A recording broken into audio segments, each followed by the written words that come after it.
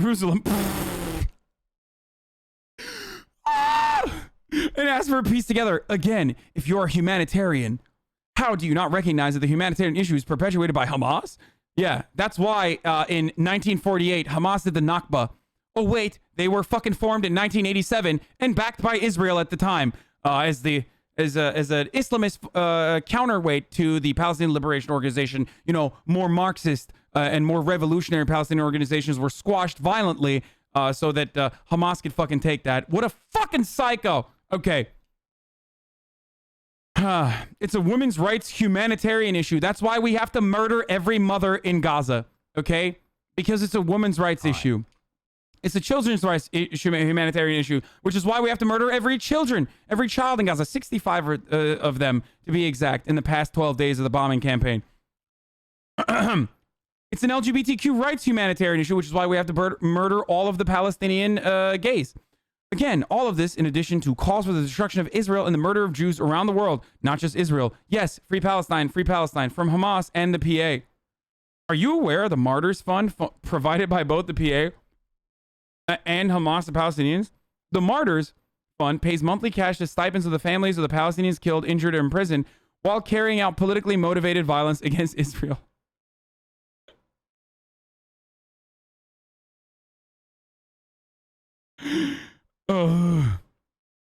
In 2016, payments were made to 35,000 families, including the families of suicide bombers. Wow, that's crazy. 35,000 terrorists were martyrs. Or maybe it's a fund for people that for the families of people that got fucking killed by Israel. Oh my God. Oh. Okay. From a 2016 annual budget of $170 million, Wiki, this shouldn't come as a surprise. The Martyrs Fund has been a bipartisan issue in focus in Washington for years. In a bipartisan rebuke to the system, Congress has repeatedly passed legislation to reduce aid to PA unless they change their system that incentivizes terrorism. It's not obvious that one side is clearly more interested in peace. Your moral compass shouldn't be more off. Dude, there's more. They wrote so much. If you continue to compare Israel to Hamas, media is part of the problem, and this needs to be recognized. Malcolm X said, motherfucker brought up Malcolm X, dude. Are you fucking kidding me? Bro, brain power, dude. Brain power, alpha brain, S.A. Andy. Imagine bringing up Malcolm fucking X while talking about the Palestinian struggle from the other side. The media is the most powerful entity on earth. They have the power to make the innocent guilty and make the guilty innocent. And that's power because they control the minds of the masses. Do your own research and stop looking for information bias. Otherwise, the spreading of misinformation intended to make Israel look like the enemy is irresponsible, damaging the Jewish people all around the world, and is inciting, enabling anti-Semitism. No one should be blindly listening to or following anyone, whether it be John Oliver, Sean King, AOC, BLM, or people on the other side. You can be a progressive, activist, conservative, or liberal and not agree with everything said by someone you typically agree with. We are free. Please don't watch the Hasanabi broadcast. Please. Dude, I'm telling you, like, please, you're going to fucking see the war crimes that we are doing. And that's fucking really bad because it doesn't feel good when I have to defend them on Instagram. Literally, no one asked me to do this, but it doesn't feel good when I do that. Why are you protecting person? It's a repost. And also because I know how I know how some of you animals act. And that's precisely why I'm doing that. Because let me tell you why I'm protecting this person. Because one, it's not even their original post. They're just reposted this.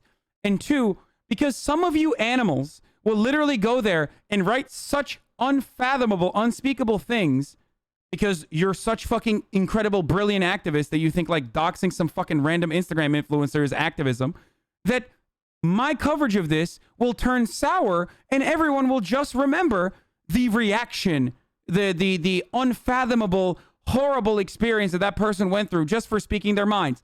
You are the reason why I don't show the fucking names.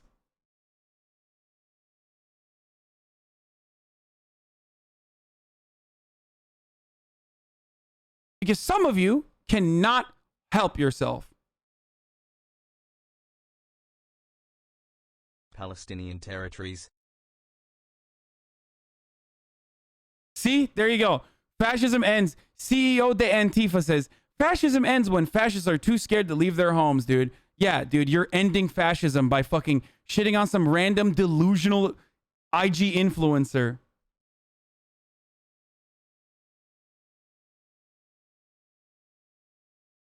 That's why. It's the fucking idiotic takes like that from the chat that like absolutely fucking leads me to take these sorts of precautions.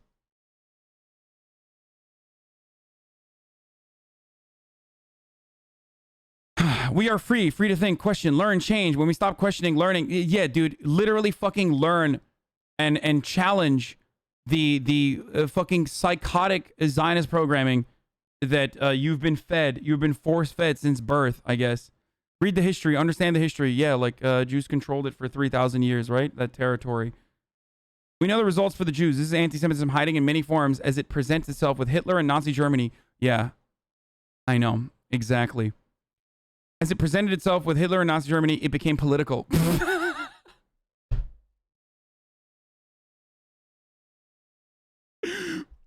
My man said the Holocaust got political, dude.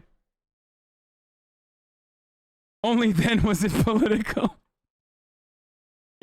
Dude, this is so good, dude. I love baby-brained Los Angelinos trying to fucking have like political takes. It's fucking great. I could dedicate an entire goddamn show to this.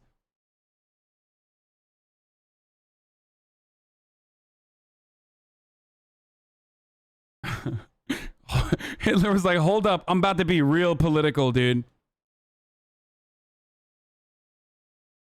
Okay. People stayed silent, and the Jews became scapegoats for the Nazis who sought the final solution to the Jewish question, which is why we need to seek the final solution for the Palestinians.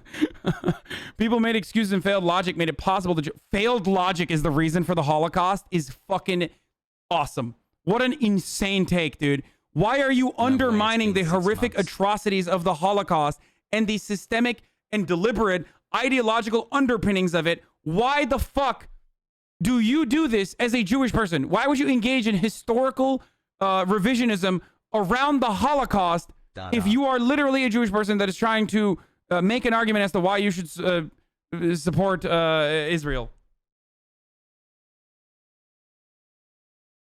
Because he's trying to fucking... Here's what it is. He's trying to liken all of the media coverage of Israel's atrocities against Palestinians he's trying to tie that back to like anti-Semitism growing in the United States, you know, like when Donald Trump became president and there were Nazis in the streets saying Jews will not replace us, you know, that kind of anti-Semitism, also because of Hamas, by the way. And from that, he's trying to say that like, this will be just like the Holocaust because like the Holocaust originally started because of faulty logic. You sound like a fucking idiot when you do that. I'm just letting you know. Before 6 million Jews were murdered only 76 years ago, we are witnessing now parallels to what it looked like prior to the Holocaust. Having studied the history of the Holocaust, how could you be okay with protesters chanting, kill the Jews, rape their daughters, and attacking Jews and Jewish-oriented businesses and synagogues around the world? What the fuck is this person saying, dude? Like, that shit is completely unacceptable, okay? That's completely fucking unacceptable. But, like, that is not... You can't use that as a fucking counter to the atrocities committed by Israel against Palestinians. That's psychotic, man. Keep up the good work, buddy. This isn't pro-Palestinian rhetoric. This is blatant hate speech. Hamas publicly refuses to accept peace.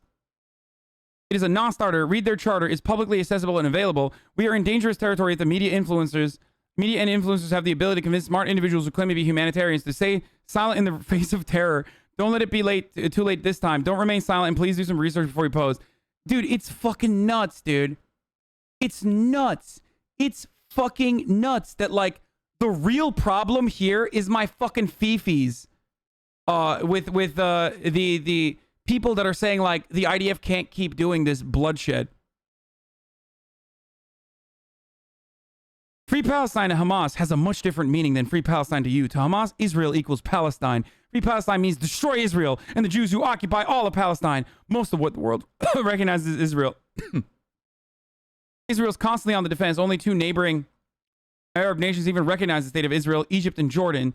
through 2020, Israel only had diplomatic relations with 164. Oh, no, I'm so sorry. Hamas sent 3,000 plus missiles aimlessly into Israel in hopes to kill Jews and incite further violence. The amount of money spent on missiles could have built hospitals and schools. Yeah, so that what? The IDF could fucking bomb them? Shut up, idiot. Yeah, I can't believe that, like, Hamas spent, first of all, 3,000 missiles is like $10 a fucking missile, idiot. How much do you think it cost to build a hospital? Are you fucking stupid? You think Hamas was able to fucking convert the $30,000 of like bathtub fireworks that they created into literally a magical hospital out of nowhere that was going to fucking somehow be a $30,000 hospital that Israel could bomb like in a heartbeat and will? Yeah, I'm sorry. It seems like, and this is purely from a fucking logic and reasoning point of view, Hamas's $10 rockets cost Israel $40,000 to intercept. Seems like it is a better bang for their buck if they want to stress Israel as best as they possibly can, an occupying force. So, yeah. Also, here's another way that you can stop Hamas from making missiles. Stop bombing Gaza. Because you want to know how they make the missiles? With parts from your missiles that they get. Literally. Like, that's not even a joke. Spare parts from the missiles that you throw into Gaza. Okay.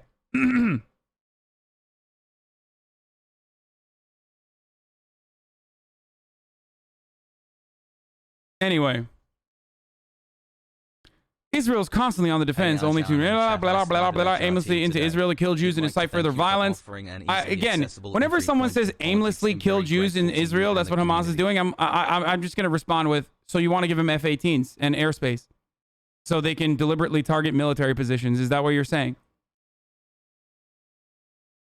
Like, do you want to give them F-18s so they can target, instead of firing indiscriminately, you want them to target military positions? I mean, it's a war after all, right? You replace the word Hamas with the word Nazi. Does it change your opinion? Try it. Nazis sent 3,000 missiles into Israel. Are you for and against the defense of Israel? Okay, change the word IDF with Nazi. Nazis engaged in an endless bombing campaign on Gaza, which ended up killing 65 children, and 300 Palestinians in total. Does that change your mind now? This is like a baby brain, childish fucking way of trying to do propaganda where it's like, what if I take one thing and change the word into something else, and then you will feel bad about it? Okay, great take, dude. Change the word. Our American privilege allows us the convenience to not worry about 1,000 missiles above us. Our American privilege allows us to go to college at the age of 18, while all Israeli citizens, although Arab but not Druze citizens, are exempted over the age of 18, must join the military service. Friends in Israel have been sending me updates all week. The sirens went off all day and all night, with 10 to 45 seconds to get to a bomb shelter if one is available. Yeah, our friends in Gaza have been, keeping us posted all night. Well, guess what? Not all night, because they got fucking murdered because they don't have bomb shelters. And all they have are their homes that blow up by Israeli rockets. Okay. They pray that they would make it quickly enough that hopefully Iran... Dude, 14 to 300. 14 Israelis died. Some of them were Israeli Arabs, by the way. They could not make it to the bomb shelter. But listen, or Palestinians living within the boundaries of Israel. Let me just say something. Okay? That's horrifying. 14 people that died. That's terrible. Straight up. I'm 100% absolutely agreeing with that. Okay? But the feelings that I have for 14 people dying are obviously going to be multiplied when I hear 300 people dying on the other side that is also the recipient of a brutal occupation.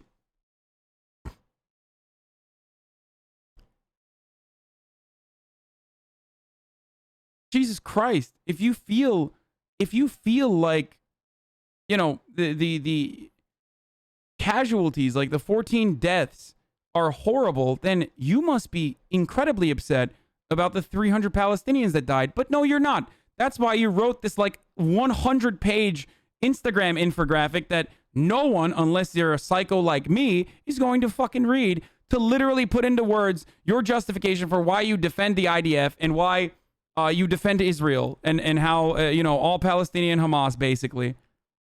But, like, they're not Hamas, but they're Hamas adjacent, so they kind of deserve it. While Israel builds rockets to shoot down other rockets, the Iron Dome was the only thing preventing another Jewish genocide from happening. This is what people in Israel have been dealing with. Jews, Muslims, Christians, Armenians, Catholics, all Israelis. Dude, wait. Hamas builds rockets to fire at Israel, while Israel builds rockets to shoot down other rockets? Wait. So how did the Gaza Strip get bombed for the past 12 days then, if Israel only builds self-defensive rockets? Psycho. Sick freak. Israel has every right to defend itself against terror. How would you expect or want the U.S. to respond if thousands of rockets or missiles were raining down over your city? How would I want or expect the United States to fucking respond if China decided to flex their superior military power by forcibly removing people from their fucking homes in an occupied territory in Texas, and then literally beating the shit out of them endlessly as they went to, Easter Sunday gatherings? How would you do? How would you respond? How would America respond in that situation? Still, the Jewish people have advocated for peace over war every step of the way. Literally lie. Jews have been exiled 6 times over the 1,000 years. You don't get a fucking subway punch card for doing a genocide because it happened to your people. That's fucking ridiculous. Originally from Samaria, the central region of blah, blah, blah. Like, literally fucking insane. Look at the history of this takes. Okay, doesn't matter. You can't. Okay, give the territory back to me then. I'm fucking Ottoman. And the Ottoman Empire ruled those lands until 1917. Okay. That's ridiculous. 2005, Israel's completely evacuated Gaza. There were 7,000 Jews, not 9,000, and they evacuated because it was too costly to try to defend the psychopathic settlers in Gaza than to just remove them from Gaza and endlessly bomb it, which is what they've been doing. Unfortunately for Palestinians, oh man, I can't believe some Jews had to leave their the homes that they didn't fucking even own originally in the Gaza Strip. That's crazy. No Palestinian knows what displacement looks like, right? Unfortunately for Palestinians and Israelis, Hamas took over instead. Israel has proven its ability to forcibly remove their own people, settlers, and settlements.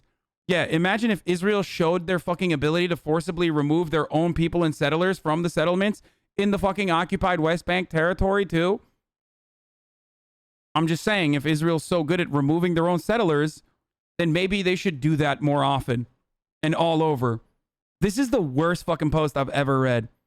Motherfucker wrote a dissertation just to get fucking everything wrong. Israel will be prepared to do so again if there's strong Palestinian leadership committed to genuine peace. That's fucking literally false. The guy who came anywhere near a peace, two-state solution or a peaceful negotiation was murdered by a far-right, ultra-Zionist, psychopathic Israeli dude. So, and even that guy was a piece of shit too. Robin wasn't necessarily a nice person either.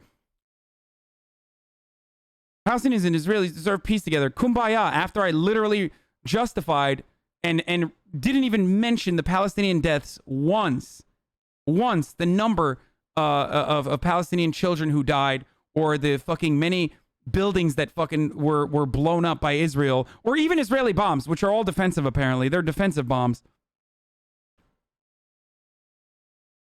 Now I'm going to say we can live together in harmony. We advocate for human rights of all genders for one race. After this said, many Americans' friends, neighbors, families still remain silent, or worse, try to silence others by saying it's too complicated to discuss. No, motherfucker. I think he's right. It's not too complicated to discuss. Okay? This shit needs to stop. It's crazy. I can't believe this dude made a fucking post to be like, your silence is violence, in regards to fucking not defending Israel as their ceasefire negotiations lasted for fucking 12 hours, and they immediately went into Al-Aqsa after 12 days of bombing the shit out of Gaza. They fucking finally said, here, we'll do a ceasefire. And then they went to Al-Aqsa and fucking gassed the people that were celebrating that ceasefire, dude. It's so bad. You can advocate for Palestinian equal rights while also standing up for Jewish hate crimes and anti-Semitism. Don't let anyone convince you that you have to pick a side. I think it's widely agreeable that Jews, I mean, you picked the side in this entire post. I think it's widely agreeable that Jews around the world are proudly some of the most outwardly spoken against inhumane acts. True. Literally true. Until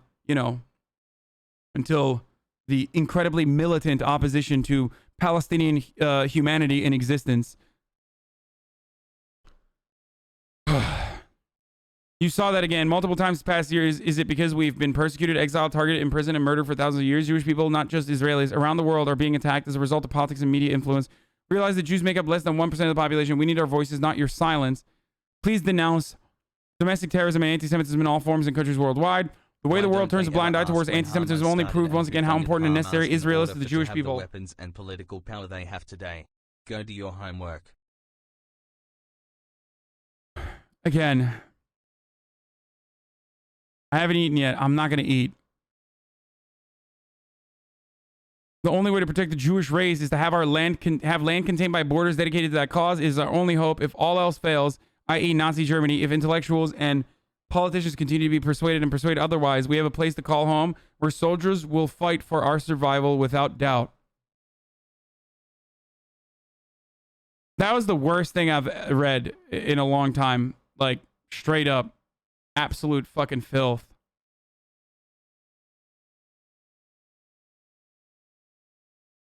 Terrible.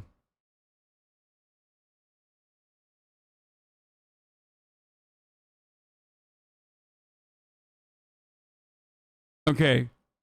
This is the last thing we're going to watch before moving on to fun stuff. I'm sorry. But it is top of the hour, so here's a 6-second ad break. What a fucking terrible doo-doo brain that person has. Hassel has rage.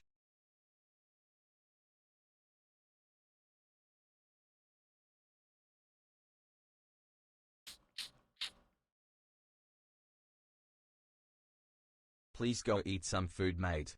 You're doing a great job and your brain and body need fuel.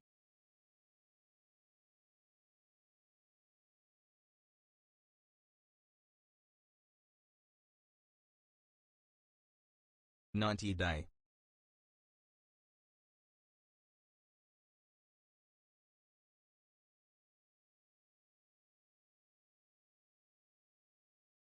Fuck.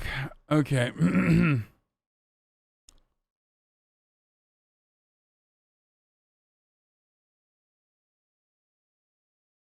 Do the Zionists have any historical claim to the lands of Israel? Of course, but I would not say that the Jewish claim or the Zionist claim is the only claim or the main claim. I say that it is a claim among many others. Certainly the Arabs have a much greater claim because they've had a longer history of inhabitants, of actual residents in Palestine, than the Jews did.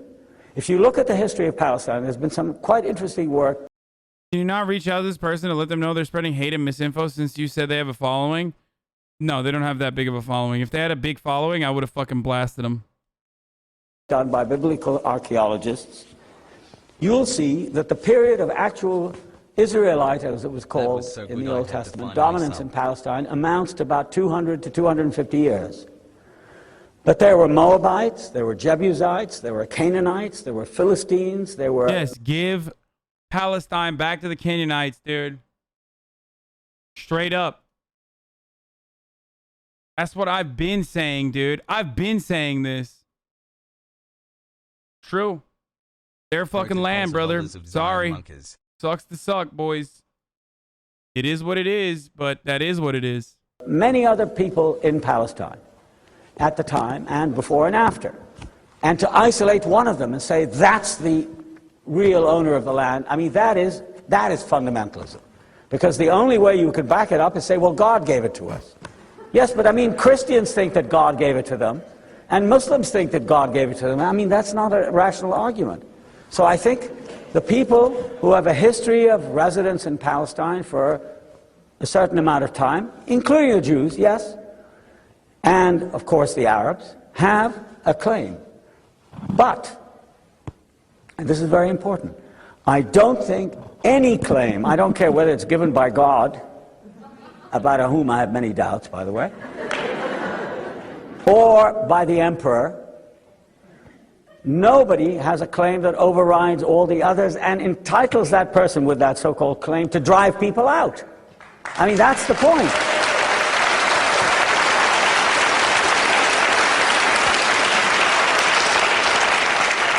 This is a very, very important point. I mean, Jews have a claim, and I've never denied that. Of course they do.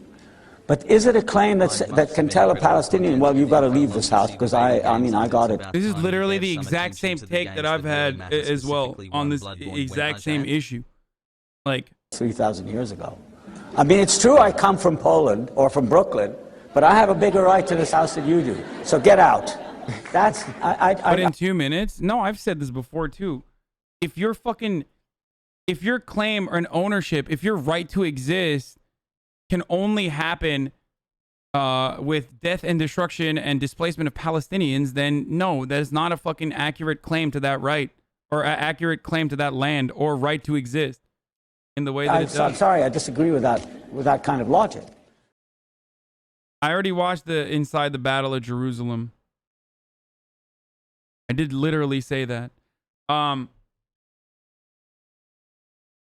So that's my take, is whenever people are like, so you don't want Israel to exist? Like, you don't want Israel to exist? Like, if the Zionist project can only exist when you fucking completely ethnically cleanse Palestinians from historic Palestine, then fucking no, then you don't have a right to exist that way. You certainly don't have a right to exist that way.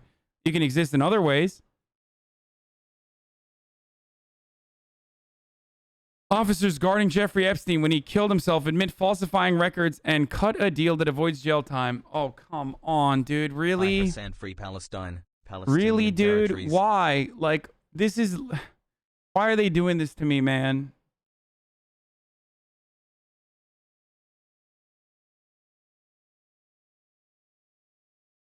I mean, straight up, dude. This is like...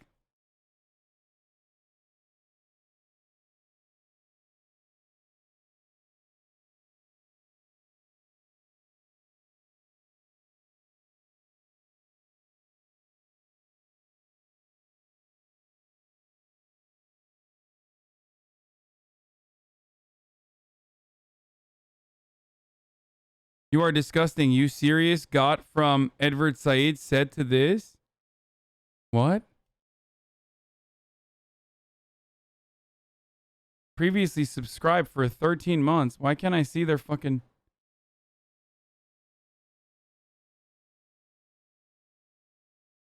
What? Why did he say you are disgusting? You serious? Go from Edward Said to this?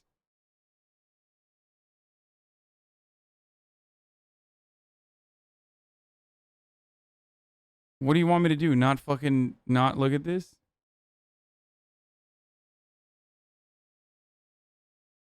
Okay, at first I thought like...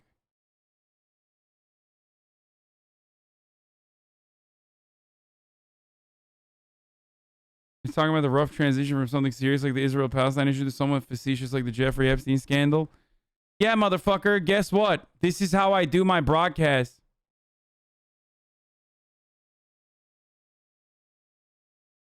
Yeah, I'm sorry that the news shifted way too quickly for your fucking brain to process.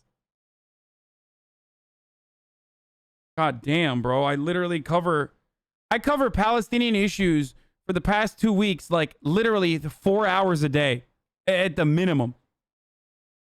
And like the moment I make a fucking transition, it's like too fast, bro. Too fast.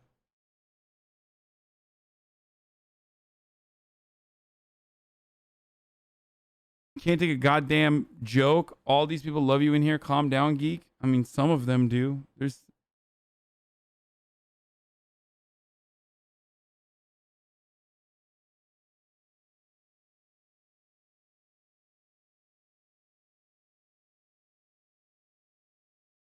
Give us a warning next time. Yeah, well, fucking told you the warning.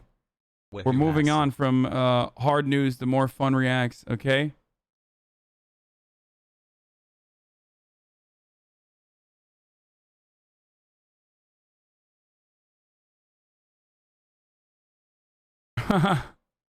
Yeah. An old Palestinian couple in front of their stolen house now inhabited by Jewish settlers from Brooklyn, New York, USA. Most of Palestine is stolen. Come on, bro. They have a holy right to that land. I don't know why you're like, I don't know why you're fucking making a big deal out of it. It's Hamas. Have I brought up Hamas yet? I'm sorry. You know Hamas exists, right? So just saying, like, you failed to consider that Hamas.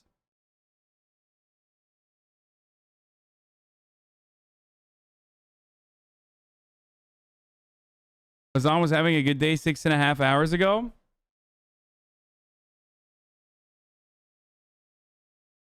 No, I actually have a good ass, like, I have some good ass fucking videos that I lined up. I don't know where to find my, like, watch next, watch later tab. Here it is.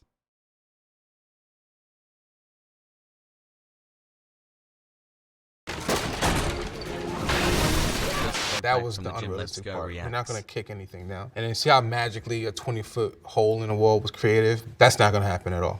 Hey GQ, I'm Greg Shepard, a firefighter, and this is The Breakdown. Let's go, boys. First up, Ladder 49.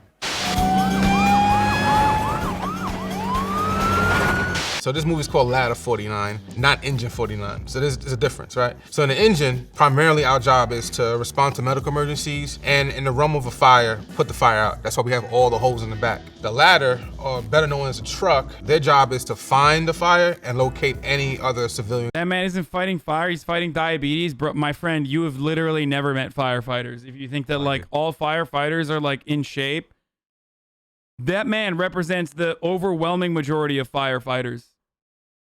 I'm just letting you know. That's like... Okay, we're not talking about Japanese firefighters, dude. Yeah. Or people that might be in danger. There's a saying in the fire department, the engine goes to the burn center and the truck goes to metal day. There's never any glorifying stuff in movies about the engine. You're not afraid of heights, are you, Jay? All right, let's gear up. Pause here. What they're gonna attempt to do is perform a roof rope rescue. The victim is actually out of the area of the reach of the ladder, which is about 100 feet. So now we're gonna use our rope, which is 150 feet from an aerial standpoint, to get the victim. I got this. Try not to drop you. So in this movie, Joaquin Phoenix is considered the probie, or the rookie, the junior member on the job. From day one out of probie school, you're expected to complete any position or any task on the fire floor. We believe in all our members to do the job. My first fire, I had control. So my job was to get water, which is the most important job on the fire ground. Bad things happen when the engine does not get water. Check your rigs. Put that around your leg. So what you see here are members acting very fast and efficiently. And that's exactly what you want to be as a professional firefighter. We practice this drill or evolution twice a week. Every firefighter across the city knows exactly what we're doing. It's one drill. Ready? There's thousands of fire departments across this country, and they all have their own SOPs, or standard operating procedures. This film was shot in Baltimore. I'm not sure if this is something that they would do, but in New York City, we would tie off with a substantial object. Another member would tie and clip in to his harness to lower the firefighter down to get the victim. 49 to command, we got a man coming over the top. He just let the command know we're gonna perform a roof rope rescue. But that's gonna alert everyone, including the inside team, that may be on the fire floor. They're gonna try their absolute best, despite heat and flame, to get that individual from their window. Nice and easy, guys, no race. One of the members actually puts their jacket over the parapet to ease the rope down. We call that an anti-chafing device. It usually comes with the roof rope rescue pack. For some reason, he used his bunker jacket, which is totally fine as well. It's very rare that we actually do this, but you got one shot and it has to be perfect every time.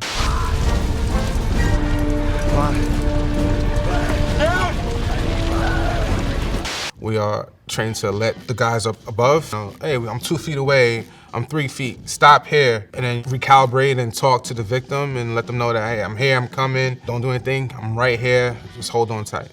Yeah, Bob, we're on the scene in Chopper 7. Even in a great big city like this, chances of a helicopter being there, pretty low. People below filming on Citizen, without a doubt, that's definitely gonna happen too.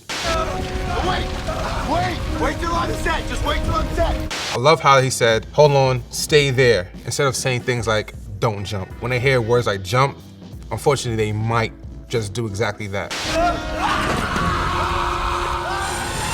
Hold it, Tony, hold it! Oh, there they go! Close your eyes, put your head against me. Okay. All right. It's extremely important for the actual rescuer to stay calm. You don't want to deviate from what you've been taught and trained. We're gonna be okay. You just stay calm, okay? Stay calm. In a situation like this, where the victim is undeniably losing control, you definitely want to assure them that you're here, you're going to protect them, you got them, don't worry about it. That's very important to give them mental. 90% of volunteer firefighters look like him. 98% of volunteer firefighters look like him. Chap, my brother is a firefighter. He's a volunteer firefighter. Murad is a volunteer firefighter. Trust me, I know what volunteer firefighters look like, okay? This dude is in shape. Confidence that everything's going to be okay. Realistically, we're not. He might even be a career firefighter. He looks to be in relative shape. Like, you don't have to be in fucking tip-top physical condition. You don't have to be like a beast of a specimen to be able to adequately put out fires. Not everybody's gonna be a Japanese firefighter, bro. Gonna swing back and forth, kicking off of the window ledge. We're not Tarzan. What you're actually gonna do is stand as close as possible to the window and have the inside team take the windows and pull you in. Oh, he shatters the glass. Ideally, the inside team would get there before you were lowered down. But nothing's perfect. You know, they might have been overcome by heat and fire. That's why we have tools for every type of situation. This movie, Ladder 49, they did an amazing job in keeping it real and showcasing everyday evolutions that we may go through in the city. The only thing that was troubling was the Tarzan-like swinging into the middle of the street. No one's gonna do that. Next up, the King of Staten Island. You see that? That's a nice straight line. Yeah, you guys gotta do a lot of work, huh? Pause here. Everything that we do for the firehouse is for us. We're prideful in where we come from and where we work. We want it to be the best. We want it to look the best. The tasks in the firehouse are usually divided in between the company, the engine or the truck. 1 month, the engine may have upstairs, so we're in charge of all the beds, all the sheets, cleaning up the officers' rooms and whatnot. This is all called committee work, and we do this every day. Literally a communist formation, for the record. Like, it's one way that a socialist workplace would potentially operate in constantly cycling through the unfulfilling and shittier jobs. It's one way that you can do it. 7 days a week. I don't even know why you gotta clean the truck. When you're trying to show up. Motherfucker said, except they get paid. Like, how are you a 4-month subscriber in my chat and you're like, communism is when you don't get paid, dude? All sexy to a fire? Committee work is a great way to build bonding moments with the other members. Some examples of committee work could be changing the sheets, taping up tools, cleaning tools, and taking care of the cat's litter box. So, no Dalmatian? No Dalmatian. Contrary to popular belief, most firehouses don't have Dalmatians. We used to, back in the 1800s. We didn't have fire trucks. We had horses taking us to the fires. And Dalmatians are actually amazing pets to have around horses because it calms them down. One of the best parts about the fire department is it's teamwork based. Everything is communal, even down to us getting the meal. So we'll go out to the supermarket together and we'll come back and we'll prepare it and make it together. You gotta wash it hot because of the bed bugs. What's bed bugs? Bed bugs are definitely something that you have to worry about working in a large city. We respond to maybe 10 to 20. Dalmatians, I love all dogs unconditionally. You guys know this. But Dalmatians, out of all dog breeds, are one of the more violent ones, for the record. Just letting you know. Contrary to popular belief and whatever the fucking Disney show tells you, Dalmatians are kind of dicks. Towards kids especially. Different emergencies a day, depending on what part of the city you're in. Not every civilian's living the same way as you may, so being exposed to... Apparently not if you get them a horse, though. Turns out the only real way to tame a Dalmatian is by getting a horse, and vice versa. Different illnesses or insects is a very realistic thing. They're a tiny insect that get into your home. Pause here. So for some reason, in every firehouse, there's just one senior guy that knows everything about everything. You never question them. They can help with your taxes. help you with your pension, provide a good divorce attorney, whatever you want. Oh, provide you with a good divorce attorney. He said it, dude. Hey, firefighters. You know, we fight fires every goddamn day, but what about the passion burning in my heart? What about the fire burning in my goddamn heart after Brenda left me for a divorce court? We spend an enormous amount of time with each other every day. A day tour is 9 hours and a night tour is 15, but most times guys come in and work 24.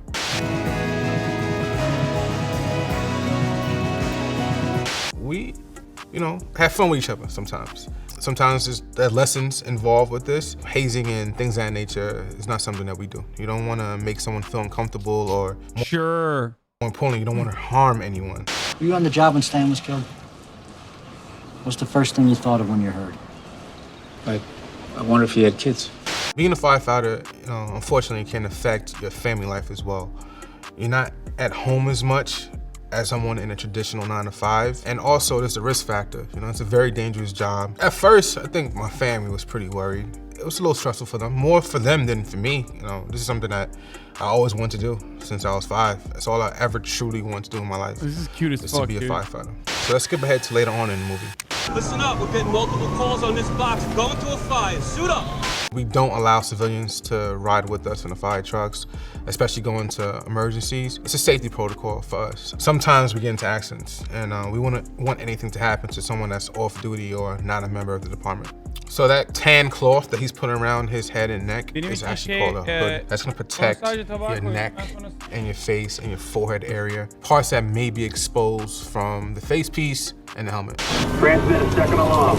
Box 118. Fire on the first and second floor of a 5-story multiple dwelling. Box 118 means the address you're going to, pretty much. What's going through my head when I'm going to a fire, I want to just make sure I have all my tools and I'm going exactly where I need to go. We're looking at the MDT screen. It's letting us know where it is, what floor possibly, any additional information that we may need to know about that building. I'm getting pumped up, just mentally preparing myself for a good fight.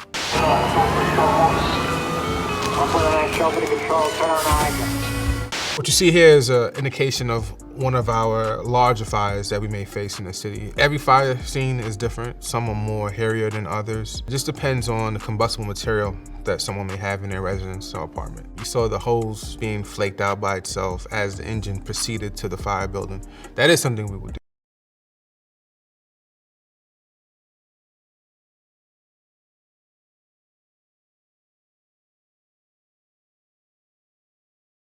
I was muted the entire time. I forgot because I was talking to my dad.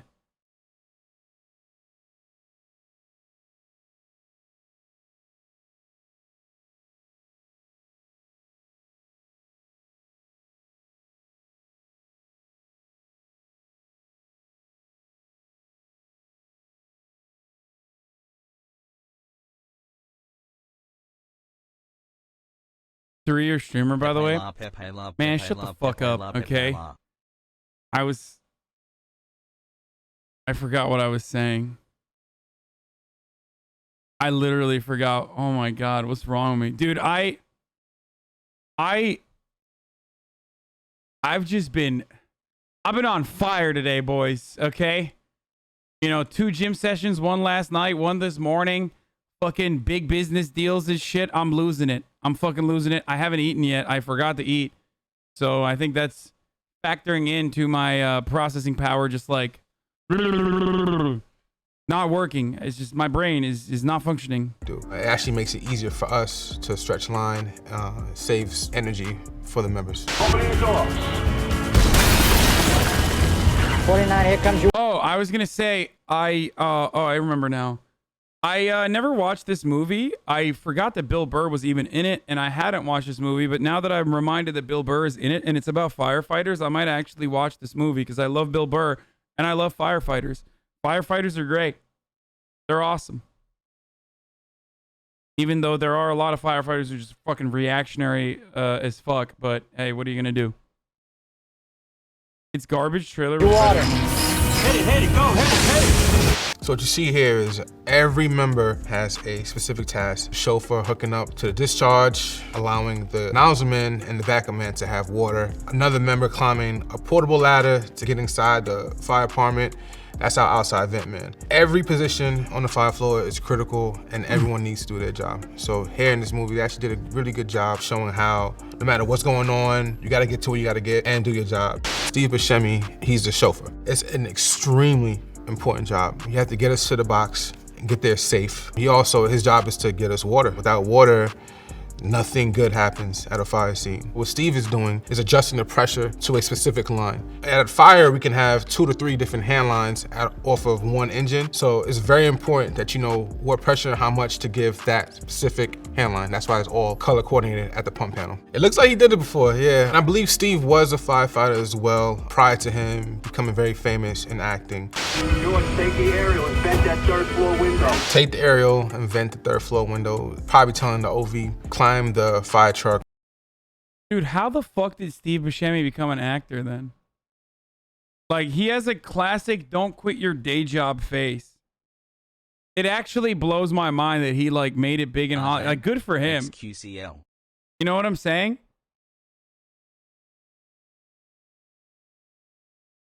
Rude? Oh, come on, dude. He literally looks like a character. Like, he looks like a creature, dude. Come on.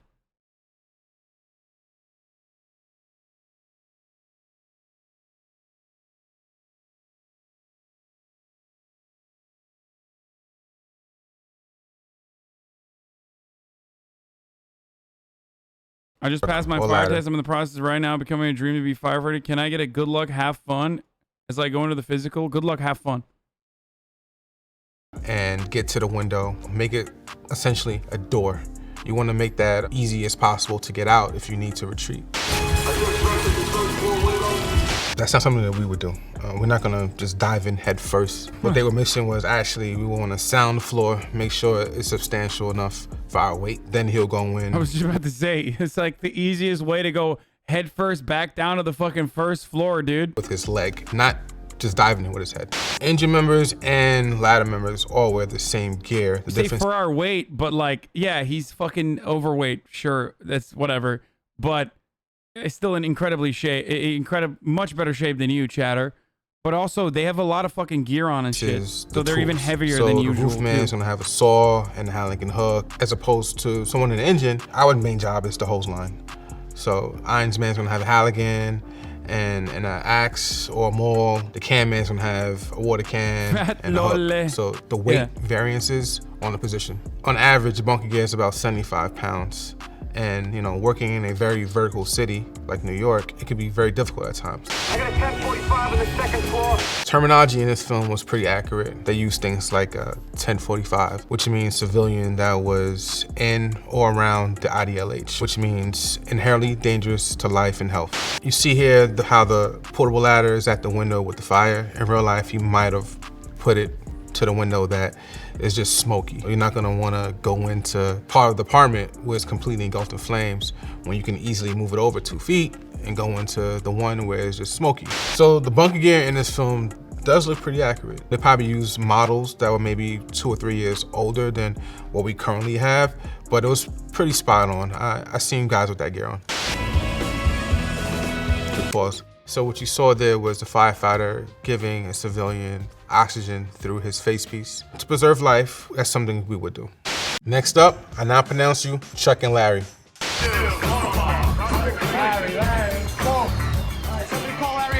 We pride ourselves on getting there very efficiently and fast. From the time you get the alarm from the house watch person. Wait, wasn't that a movie about like 2 straight dudes getting gay married or something?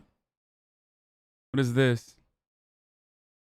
Clip missing. Oh God, Lil Krish always has like the dumbest fucking clips, dude. Like literally the dumbest clips. I can't wait for how stupid this one is. I bet it's so bad. Like he always has like the dumbest fucking drama baiting ass clips, dude. It's wild. Letting us know what it is till we're actually on the rig. I would say within about... He also is known to routinely spam, bro, come on, watch LSF in the chat. Let's see. LSF Pepela. What is this? Psychopath? Pepela Tea Time? Psychopath? Hyperpago Italian Hands. LSF Pepela Tea Time. Like, he's literally a fucking LSF chatter. Like, he comes in here. He loves live stream fails. Like, he wants me to fucking cover live stream fails.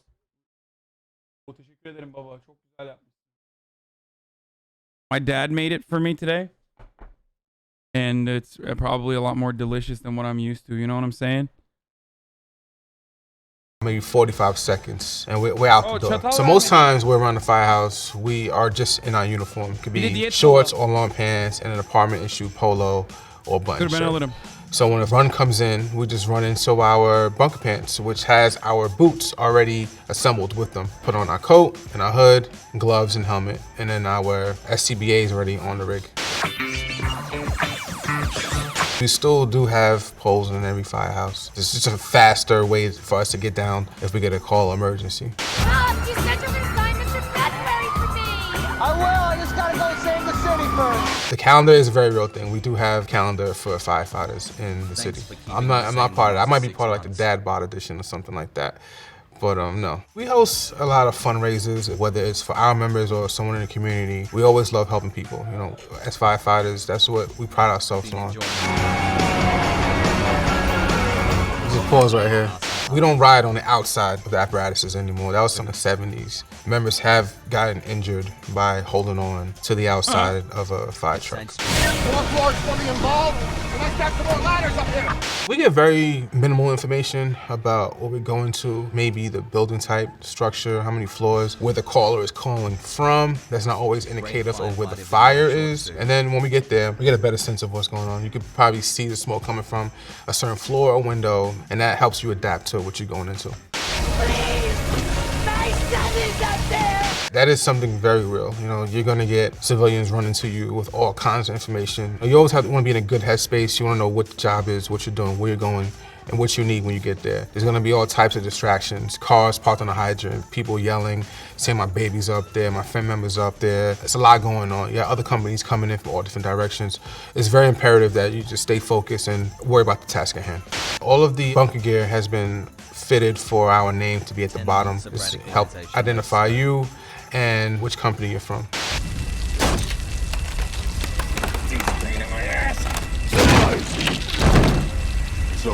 We are very strong individuals, but no one's kicking down the door. If you kick the door in that's reinforced with steel, you're gonna break a toe, maybe fracture your femur. So we always wanna use our tools and force the door that way. It's usually like maybe a section of fire, not stuff over here, stuff to the corner. It's a little Hollywood fluff. Just two people searching is not too realistic. You should have the ironsman, the camman, and the officer, which their job as an inside team is exactly that, to go inside. Everything's not cookie cutter. We have certain rules and procedures, and we know what things are supposed to look like, but sometimes we have to deviate. Maybe there's more than one 1045, so now you have to veer off and get the other civilian by yourself. That happens, you know? We put the value of life above everything. Let me hear that voice! I'm up here in my room! All right, try and stay calm! If you have contact with the victim that you can't see, yes, you're gonna constantly communicate with them. They're in a fire, they're trapped, and they hear you coming to get them. Your voice is soothing to them. You wanna keep talking to them, keep them active, keep them engaged, and it also helps you locate them, because now you can hear where they are. Where you at, buddy? Let's hear that voice! I would have my face piece on, definitely, looking around, standing up. That's not something we would do. In a real fire, it'll be pitch black. At this point, it's gonna be a lot of smoke and you won't be able to see a damn thing. So I would get low. That's also beneficial as well, because now if you're low, you can have better balance. God forbid there's a hole in front of you or whatnot. You can kind of predict that better with crawling and having a hand out or a foot out. When they were making their way through the hallway, you saw a lot of flame on top of the ceiling. You might see something like that in the actual fire. Oh, all right, let's find a new way in. The original path to that fire apartment or door was blocked off by high heat. So what they did was made a shortcut through the wall. But I don't get it. Why don't they just pee? Like on the fire. That'll put it out, dude. Just put it out. By peeing on it. Kicked it down. That was the unrealistic part. We're not gonna kick anything down. And then see how magically a 20-foot hole in the wall was created? That's not gonna happen at all. People lift cars, it's adrenaline, you know? Hey, buddy, we're gonna help you out here. Come on. A person of this size, we can't just drag him out or put him on our shoulders like how you would see in movies. What would be a good way, as opposed to what they're doing, is actually putting a girth hitch around a person's chest and dragging them out with your nylon weapon. There's definitely no running up and forcing momentum to push people out. That's very unrealistic. So overall, Chuck and Larry, they did less than realistic in this. The protocols, procedures, and things of that nature aren't really true to what we do, but I grab my girth hit. like the fact that they actually use a real firehouse. That firehouse is in Brooklyn, and it still kind of looks the same to this day. Next up, backdraft. Wait. Make sure you check it first. Oh, yeah. You want to check for heat at a door before forcing it, and you want to check the doorknob. Maybe it's open. Maybe you don't have to force it. Here we go. Now, Why aren't they wearing masks? get that mask back on.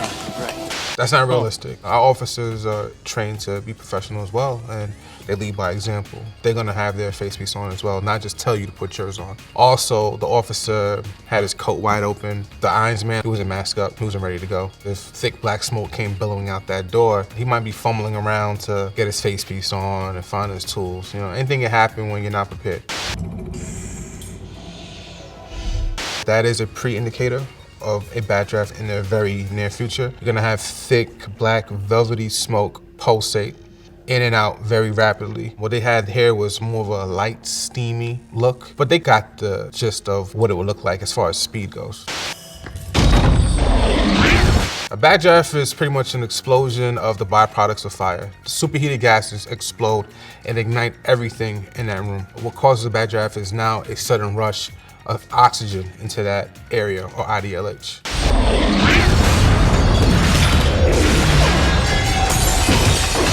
To be honest, I've never been in a bad draft. Thank God that I haven't. But to the science, it wasn't that accurate because everything in that room would be on fire as the superheated gases are.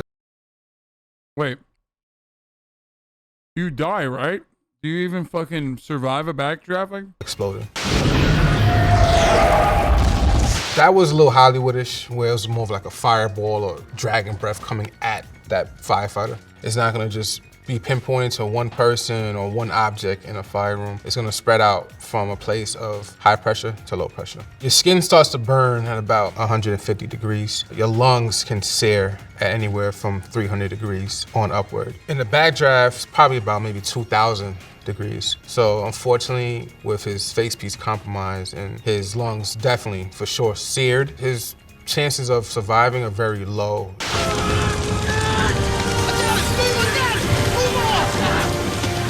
So you have to remember, pretty much fully engulfed in flame, and the nozzleman brings the line and opens it up on him. In situations like that, you have to think outside the box. That's not something that we traditionally would do, but he may have helped the situation by outing the fire that's on him. But you gotta be careful though, because with water and immense heat, you could actually give this member steam burns all over his body as you're dousing him with water. It wasn't too far-fetched that he was able to respond that quickly, because we're usually right there in the fire room with the truck.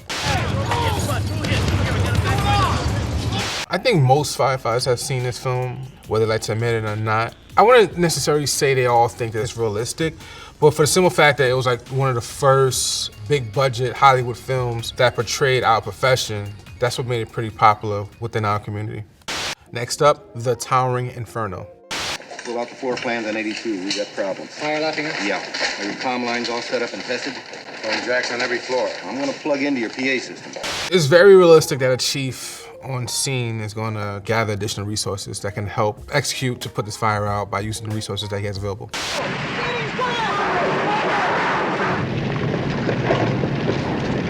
I like the fact that despite there being a collapse and members injured, the nozzle person stood his ground and he kept attacking the fire. There's gonna be other people right there to help those members that were in need or ceiling collapsed on them. But it's very important to continue to aggressively knock that fire out. Fire's moving toward the main shaft. Use the scenic elevator. All right, pause here.